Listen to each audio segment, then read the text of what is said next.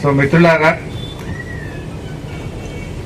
మన సిద్దిపేట అంటే తెలంగాణ రాష్ట్రంలోనే కాదు, భారతదేశంలో మనకంటూ ఒక ప్రత్యేకత ఉంది. మన తిరుపతి పోయినా సిద్దిపేట అంటే మనం మంచిగానే చూసుకుంటారు. శ్రీశైలం పోయినా, తిరుపతికి పోయినా, ఎక్కడ పోయినా సిద్దిపేట అంటే మీకేంటి భయ అంటారు. లేకపోతే ఇంత గౌరవంగా చూసుకునే ఒక పేరు, ప్రతిష్ట మన సిద్దిపేట సాధించింది. అందులో మరొకటి అద్భుతమైన కార్యక్రమం అమర్నాథ్ అన్నదాన సేవా సమితి.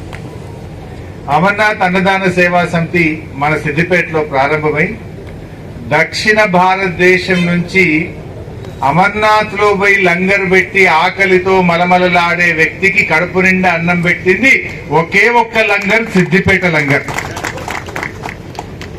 తెలంగాణ, తెలుగు రాష్ట్రాలే కాదు, తెలంగాణ ఆంధ్రప్రదేశే కాదు, దక్షిణ భారతదేశం నుంచి ఆ అమర్నాథ్ మంచు కొండల్లో కడుపు నిండా అన్నం పెట్టింది.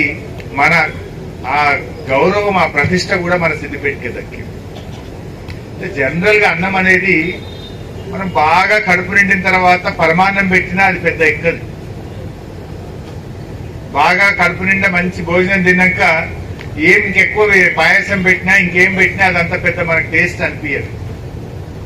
ఆకలితో మలమలలాడినప్పుడు ఇంత సలనం పెట్టినా, ఆవకాయ పక్క పెట్టినా తృప్తిగా అనిపిస్తుంది. మొన్న ఈ మధ్య నేను అమెరికా పోయింది ఒక వారం రోజులు. 3-4 రోజులు ఆ బ్రెడ్ గిడ్డు తిని అంత పరిశాన్ అయిపోయింది. అయితే అనుకోకుండా 5వ రోజు ఎవరో ఒక దోస్తు ఇంటికి భోజనానికి రాంటే పోయినా, ఇట్లా తెల్లన్నం మామిడికాయ తొక్కు పెట్టుకొని తింటే మళ్ళీ ప్రాణం లేచేసినట్టు అయింది. అంటే నిజంగా కూడా మనకేమైతే అలవాటు అయితే దక్షిణ భారతదేశం వాళ్ళకు మనకేముంటది, ఇంత మనకు ఆవకాయ తొక్కు కానీ, ఇంత పెరుగన్నం కానీ, లేకపోతే అన్నం తిన్నట్టే అనిపించదు మనకు. సో అట్లా మనకు ఒక తృప్తి. అయితే ఈ దక్షిణ భారతదేశం నుంచి పోయిన మన సిద్దిపేట లంగరు ఆయన ఏముంటది, వేడి వేడిగా సాంబార్, ఇడ్లీ, వడ, దోశ అవి తింటే మన తెలంగాణ వాళ్ళకు, ఆంధ్రప్రదేశ్ వాళ్ళకు, తమిళనాడు వాళ్ళకు, కర్ణాటక వాళ్ళకు ప్రాణం లేచొస్తుంది. నడుచుకుంటూ నడుచుకుంటూ నడుచుకుంటూ వస్తారు. ఏడేం దొరకదు, అన్నమే దొరకది. అటువంటి కాడ వేడి వేడి ఇడ్లీ, దోశ, చట్నీ దొరికితే ఎట్లా అనిపిస్తుంది, అది పరమాం అమృతంలాగా అనిపిస్తుంది, ఎంతో తృప్తి అనిపిస్తుంది. అంటే అంత గొప్ప పేరు ఈ లంగర్. ఎక్కడ అంటే సిద్దిపేట, తెలంగాణ అనే గౌరవం మొత్తం దక్షిణ భారతదేశానికి పాకేంత గొప్ప కార్యక్రమం గత 15 ఏళ్లుగా చేసింది మన అమర్నాథ్ అన్నదాన సేవా సమితి. అందువల్ల ఈ సంఘ సభ్యులందరికీ నేను ఒక శాసనసభ్యుడిగా, ఈ ప్రాంత ప్రజాప్రతినిధిగా మన సిద్దిపేట పేరు ప్రఖ్యాతులు ఇంత గొప్పగా పెంచినందుకు మీ అందరికీ శిరస్సు వంచి ధన్యవాదాలు తెలియజేస్తా ఉన్నాను. ఒక్కటేంటి, ఏ కార్యక్రమం తీసుకున్నా మనం ఎంతో మందికి ఆదర్శంగా ఉంటాం. ఒక క్లీన్ అండ్ గ్రీన్ టౌన్ గా దక్షిణ భారతదేశంలోనే సిద్దిపేట ప్రథమ స్థానంలో నిలిచింది ఒకసారి.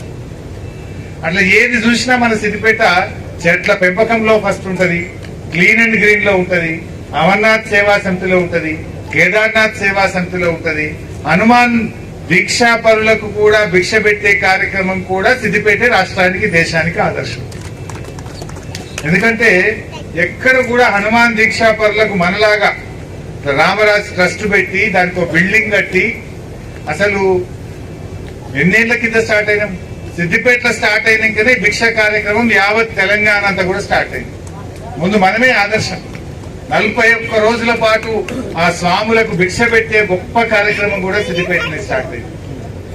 అమర్నాథ్ కావచ్చు, కేదార్నాథ్ కావచ్చు, మన రామరాజ్ ట్రస్ట్ ద్వారా జరిగే హనుమాన్ భక్తులకు పెట్టే భిక్షా కార్యక్రమం కావచ్చు, అదేవిధంగా మన అయ్యప్ప స్వాములకు పెట్టే భిక్షా కార్యక్రమం కూడా చూస్తున్నాం. అయ్యప్ప స్వాములకు పెట్టే భిక్షా కార్యక్రమం కూడా మన సిద్దిపేట ఆదర్శంగా ఉంది. సో ఇట్లా ఒక ఇవాళ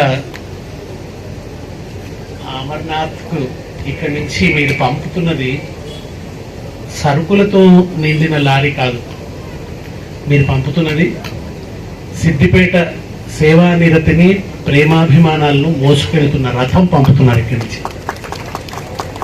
ఆ మంచు కొండల్లో మీరు సిద్దిపేట సేవా గుణం అనే జెండాను ఎగరేస్తున్నారు.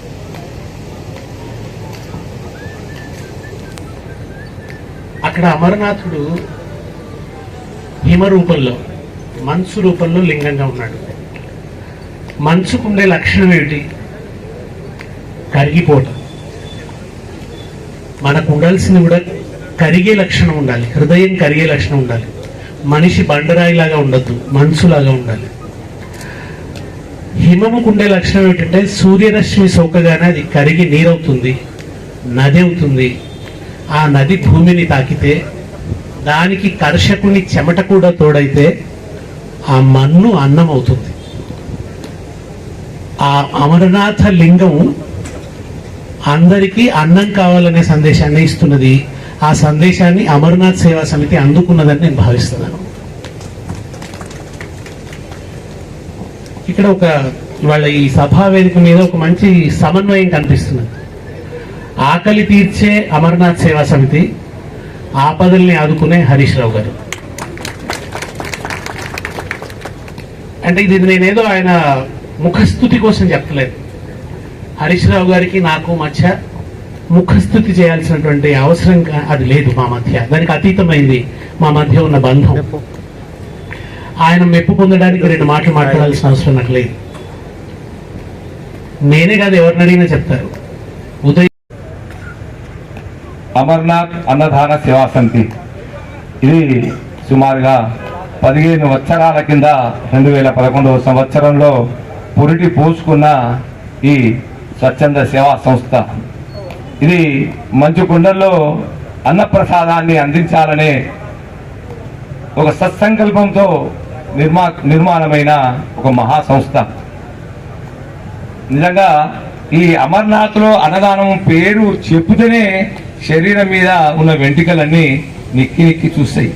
అంటే శరీరం అంతా ఉప్పొంగిపోతుంది, శరీరం అంతా ఉత్సాహం అవుతుంది. నిజంగా కూడా సుమారు 6 రాష్ట్రాల్లో 50 కోట్ల మందిలో దక్షిణ భారతదేశంలోనే మొట్టమొదటి తెలుగు లంగర్ ఇది. 2010 పూర్వము సిద్దిపేట వైశ్య భవనం అధ్యక్షులు గౌరవనీయులు పెద్దలు ఏబిఆర్, అది బ్రాండ్ నేము, అయితే బాలరాజేశం ఆయన పేరు, వారిని సాధారణంగా వేదిక మీదకి ఆహ్వానిస్తున్నా. భోజనం లభించని ఆ ప్రాంతంలో 2010లో అమర్నాథ్ యాత్రకు పోవడము, నానా ఇబ్బందులు. మేము తిరిగి మళ్ళీ సిద్దిపేట నుండి ఆ అమర్నాథ్ గడ్డ మీదకి వెళ్ళి, ఆ జమ్మూ కాశ్మీర్ గడ్డ మీదకి వెళ్ళి సిద్దిపేటకు వస్తామా లేదా అనే ఒక భయాందోళనలో ఆ భగవంతుని దర్శనం చేసుకుని తిరిగి ఇక్కడికి రావడం జరిగింది. నానా ఇబ్బందులు, ఎన్నో ఇబ్బందులు.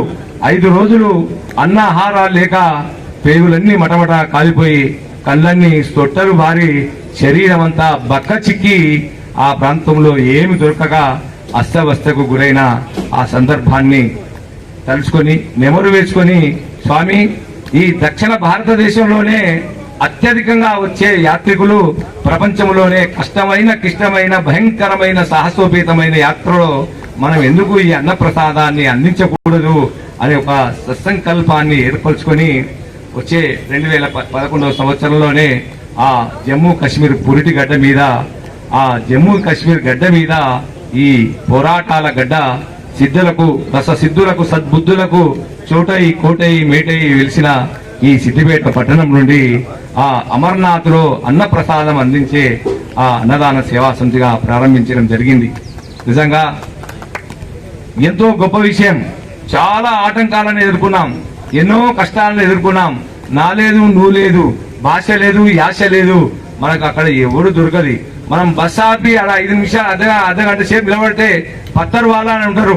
రాళ్లతోని బస్సులపై విరిసేసి బస్సులన్నీ ధ్వంసం చేసి మేము పోయిన 2010 సంవత్సరంలో ఎంతో మందికి గాయాలైన సందర్భాలున్నాయి. అట్లా భయానకమైన వాతావరణాన్ని కూడా మనసులో దాచుకొని గుండె నిబ్బరం చేసుకొని ఆ పరమేశ్వరుని అమరేశ్వరుని చెంత అన్నప్రసాదాన్ని అందించాలనే సత్సంకల్పంతో నడుము గట్టి నలుగురిని కూడగొట్టి ఒక శక్తిగా వ్యక్తిగా ఒక అమర్నాథ్ అన్నదాన సేవా సమితిని ఏర్పరిచాము 2011 సంవత్సరంలో. అంచెలంచెలుగా ఎదిగి ఒదిగి ఆకాశమత్తు ఎదిగి అది ఎందరో ఈ దక్షిణాది ప్రజల యాత్రికుల దాహార్తిని ఆకలిని తీర్చిన ఈ అన్నదాన సేవా సంస్థ అమర్నాథ్ అన్నదాన సేవా సంస్థ చాలా గొప్ప విషయం. సుదీర్ఘమైన 15 సంవత్సరాల ఈ ప్రయాణంలో ఎన్నో కష్టాలు అనుభవించినాం, ఒకసారి ఎన్నో నష్టాలు ఎదుర్కొన్నాం. ఒక సంవత్సరం మన లంగర్ కాలిపోయింది, ఒక సంవత్సరం కూలిపోయింది మట్టితో. సుమారుగా 7 ఫీట్ల మట్టితో ఒక ఉధృతం వచ్చి కూలిపోయి 20-30 లక్షల రూపాయల ఆస్తి నష్టం కూడా జరిగింది. ప్రాణ నష్టం జరగలేదు. సంతోషం. మన అందు ఆ అమరేశ్వరుడు ఉన్నాడు. ఒక సత్కార్యాన్ని మంచి ఒక భావనతో ఒక ఈ నిర్మాణకృతమైన మనం ఈ సంస్థకు మనకు ఆదరించి మనకు అండగా ఉండి ఈ 15 సంవత్సరాల సుదీర్ఘ ప్రయాణంలో ప్రయాణిస్తూ సాగాము. ఎన్నో ఇబ్బందులు ఎదుర్కొన్నాము. నిజంగా కూడా ఆ ప్రాంతంలో -డిగ్రీలు, మంచుకు రక్తమే గడ్డగడుతుందా, ఆ ఉన్న ఎముకలే కరిగిపోతాయా అనే ఒక భయానకమైన ఆ వాతావరణంలో ఇట్లాంటి అన్నప్రసాదాన్ని మన దక్షిణ భారతదేశంలోనే మొట్టమొదట సిద్దిపేట నుంచి ప్రారంభించినాము.